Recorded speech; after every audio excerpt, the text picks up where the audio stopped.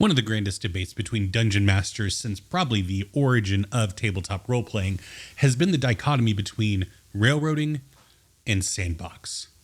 Railroad, sandbox. Which type of game should you run? Which is going to be the most satisfying game for your players? And I would like to offer an alternative, brought to you by Walt Disney. Theme parks. What is up, everybody? Welcome back to the Geek Pantheon. I am Eric, and today we're going to be talking about campaign design and a mindset that I recently just kind of thought through thanks to another YouTube channel. Has way more subscribers than me, but I'm still going to point you all in his direction. Josh Strife Hayes, link there. And he does MMO RPG content, and he has some really interesting series where he's trying to find the worst MMO ever and has a really cool history of MMORPGs. And so I would recommend going and checking out his channel if you enjoy MMOs and have played them over the years. But something that he consistently talks about when it comes to MMORPG design is theme park design style. And what this means is the notion that you have constructed set pieces all over the world for players to interact with. And from an MMORPG standpoint, it's much more like a theme park where, you know, it's a consistent thing. It happens the same way every time you go to ride the roller coaster. The roller coaster goes on the same track every time. You have the same experience, but if you enjoy that experience, you're going to enjoy going back again and again and again. Whereas sandbox design philosophy is where it's up to the players to make their own fun. It makes me think of Star Wars Galaxies. Any of you that played that game way back when, that game had a plot line, kind of, but it was a very community-driven game. And before the new game experience update, but I mean, there was player housing and guilds that would form just out of the community. This wasn't like systems built in. Eventually, there were, because the developers caught up to the players, but it was a true sandbox in that it was up to you to build the castle. The castle wasn't there for you to go explore. You had to build it, and then other people could enjoy it, but somebody had to get there first. And this notion of theme park design philosophy got me thinking about, from a D&D standpoint, you know, it really is a good middle ground between railroading and sandboxing, because the biggest thing I hear from detractors of sandbox is, you know, it's very easy for your players to just be unsure of what to do next, be unsure of where to go, what to do, because a lot of times these D&D worlds are massive. And so it can be intimidating for a player to try and figure out where they're supposed to go, where they're meant to be, where the next plot thread is. And from a DM, you can have the intent of, like, you make it, you create it, you do it. But at the end of the day, some tables it works great, other tables it doesn't. And I don't think we need to get fully into the whole discourse around railroading and that design style, because there's a lot of discourse about it.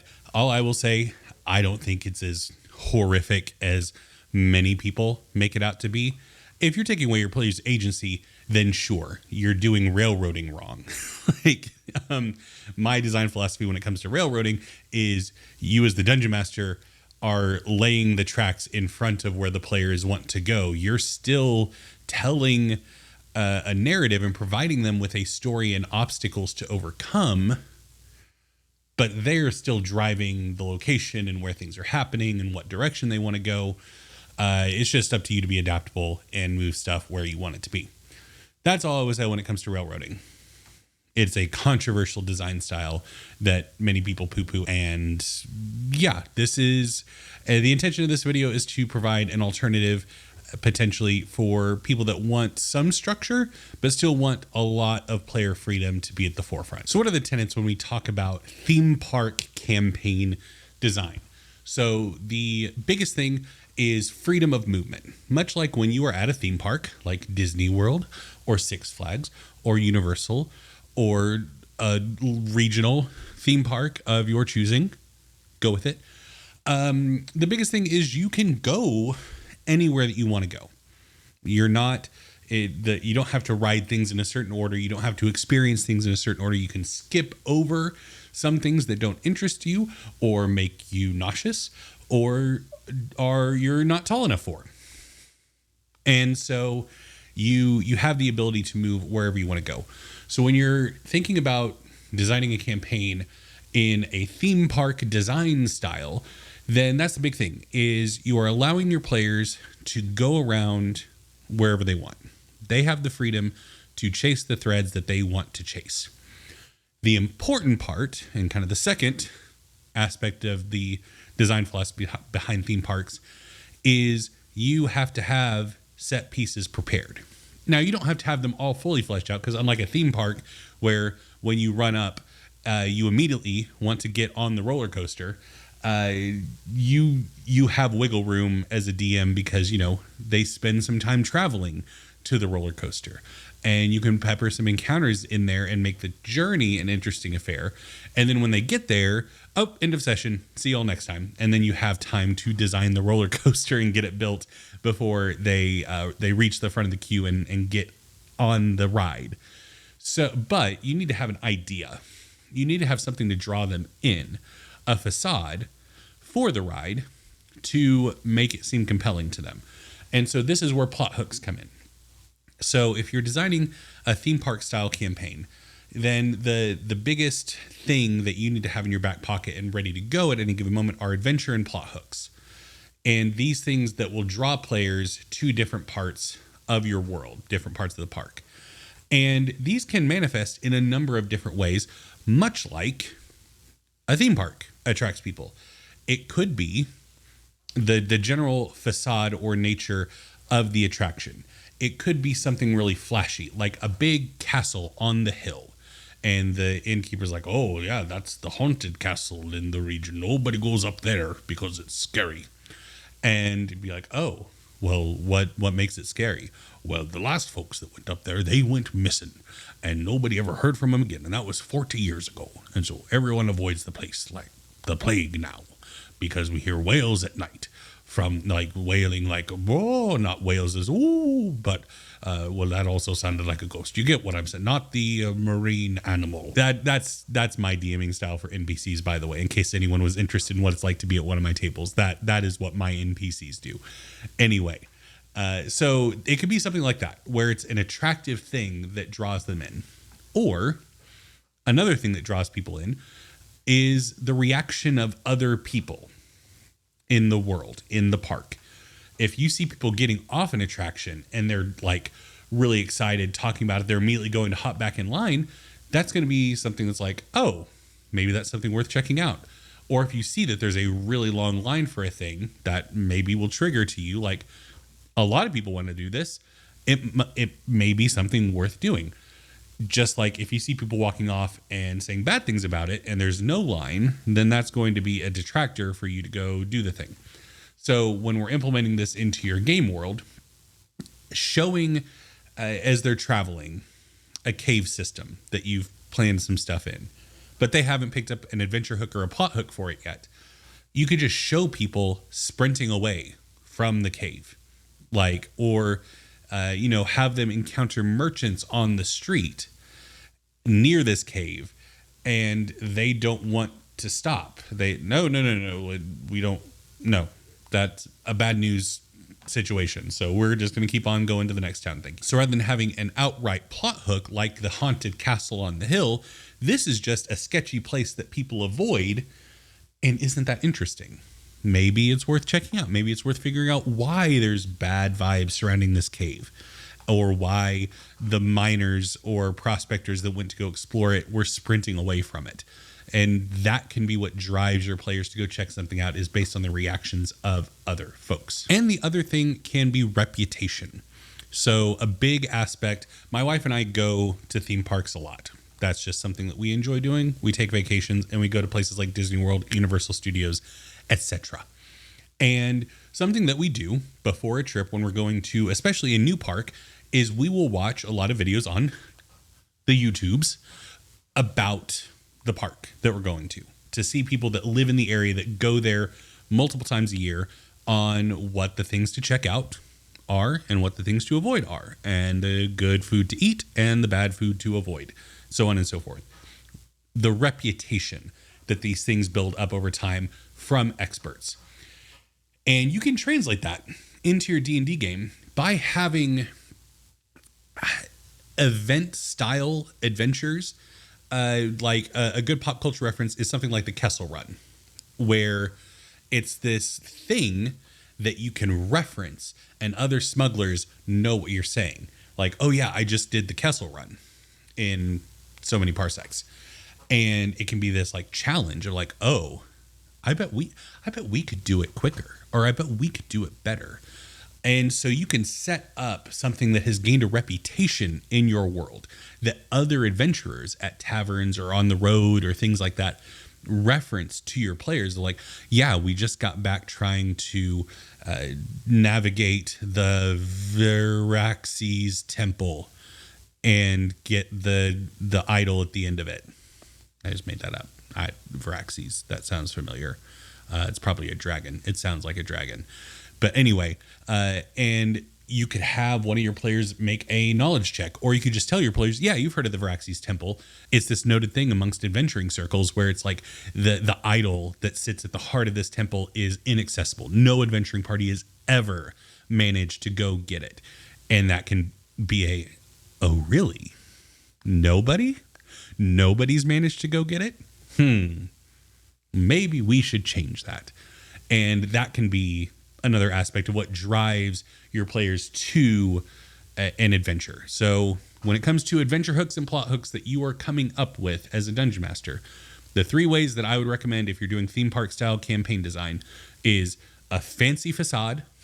The inn keep talking about the crazy thing on the hill or in the town, just something that is strikingly noticeable from a visual standpoint. People's response in the moment to something in the world, people avoiding a cave, avoiding a person, avoiding a house, things like that, or a general reputation of an adventure in the world.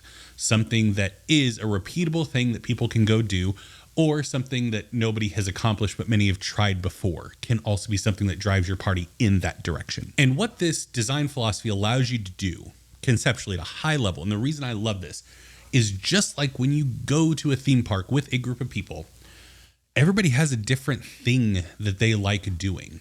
Like I'm a thrill ride guy. I love roller coasters. I love thrill rides in general, except for like the pirate ship ones that just rock back and forth and do that a lot and then get way like, oh, we're going to go all the way. No, now we're going to go all the way. I hate those rides. Don't know why. Like on roller coasters, I don't mind inversions. I don't mind going upside down, but just the rocking back and forth, I'm out. So, but those are the type of experiences that I like to have at theme parks. My wife really likes dark rides, things that are like Pirates of the Caribbean or Jungle Cruise isn't really a dark ride because it's outside, but thematic, like you get what I'm saying. It's the slower, more experiential rides that you get to take in the details and have a really good time doing it. And there's other people that we've gone with before that enjoy the shows and going to like sit and watch an event happen before them. Just like real world theme parks, your players and your characters are going to have different preferences, tastes, and skill sets when it comes to adventures. And by doing a theme park style campaign design, you can have a variety of plot hooks and adventures scattered all over the world. And you can also telegraph what they are in a very obvious way. Because if you have a plot hook that's like, there's a monthly gathering at the court where people get together and try to petition favors from the local nobility, then the party knows that's probably going to be a social thing. It's probably going to be a social encounter. And one of your players might be totally jazzed for something like that. And you might have, the Viraxes temple is obviously like a dungeon-y crawl style adventure, traps, monsters, puzzles, that kind of thing. And one of your players might be super excited about that. And by telegraphing these things and making it very clear what style of adventure it's going to be, you enable your party to choose what kind of experience they're going to have for the next 2, 3, 4 sessions. And it allows for that balance of experiences, because if you have that one player that loves social encounters and they don't get a whole lot out of combat, but let's say majority of the party aren't really big on social encounters. That's not why they play the game. They don't enjoy them, but they can see very clearly that this is a social encounter and one of the players / characters is super excited about it.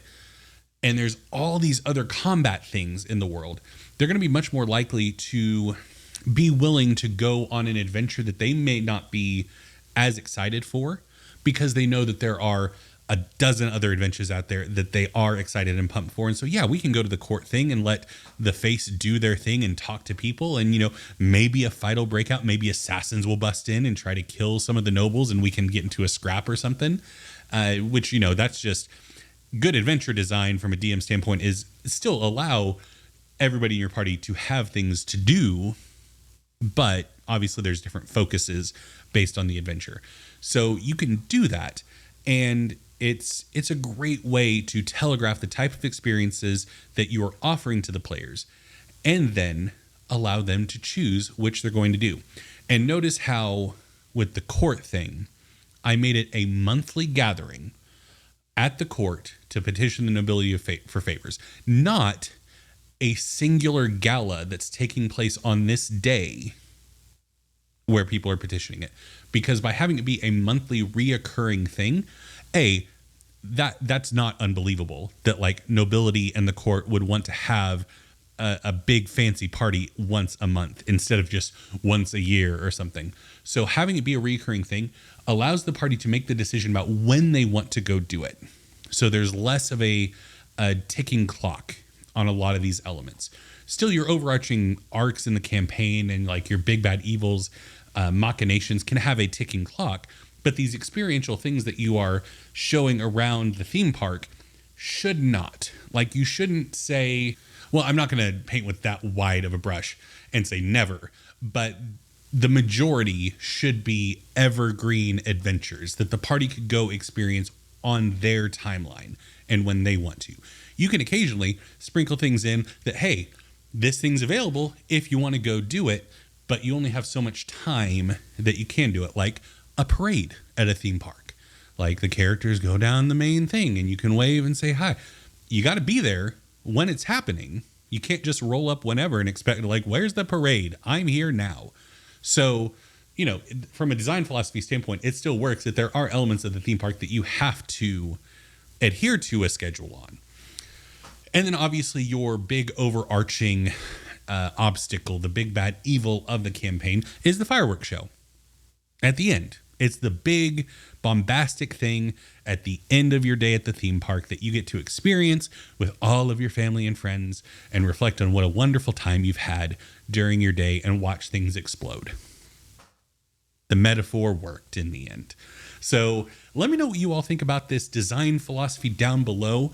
And if you have any like further clarifications or ideas about looking to theme parks as a guide for campaign design, let me know down below. Let me know what you thought of the video. Be sure to like the video, subscribe to the channel. Thank you all so much for watching, and I will see you next time.